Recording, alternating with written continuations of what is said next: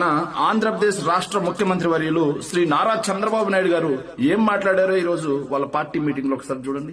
వైఎస్ఆర్ కాంగ్రెస్ పార్టీకి డైరెక్ట్ గా ఇండైరెక్ట్ గా మనం పనులు చేసే పరిస్థితి ఏ స్థాయిలో కూడా రాకూడదు. అది చేస్తే పాముకు పాలు పోసినట్టే. సో ఇంతకు మించి దిగజారుడు తరం ప్రదర్శించే ముఖ్యమంత్రి నాకు తెలిసి భారతదేశ రాజ్యాంగంలో భారతదేశ చరిత్రలో ఎవరు ఉండరు అనుకుంటారు.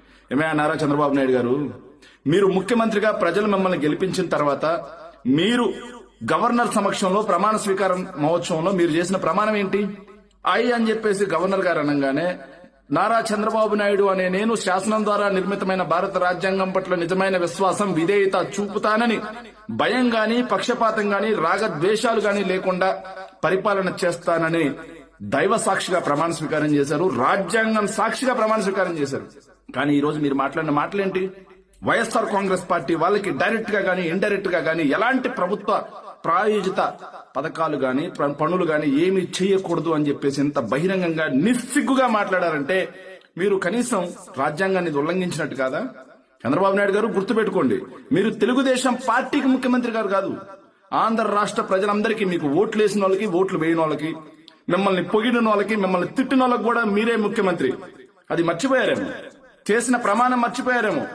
ఇంత సీనియారిటీ ఉండి ఎంత నిస్సిగ్గుగా వైఎస్ఆర్ కాంగ్రెస్ పార్టీ వాళ్ళకి డైరెక్ట్ గా ఇండైరెక్ట్ గా పనులు చేయొద్దంటే 1,40,00,000 మంది ప్రజల్ని ప్రభుత్వ ప్రాయోజిత ప్రయోజనాలు ఏది కూడా రాకుండా ఆపేయడానికి కుట్రపడినారా?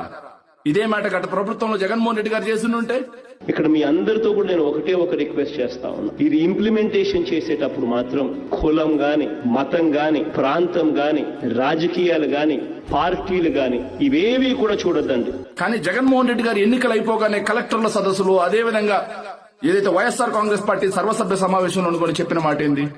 రాజకీయాలు అనేవి కేవలం ఎన్నికల వరకు మాత్రమే.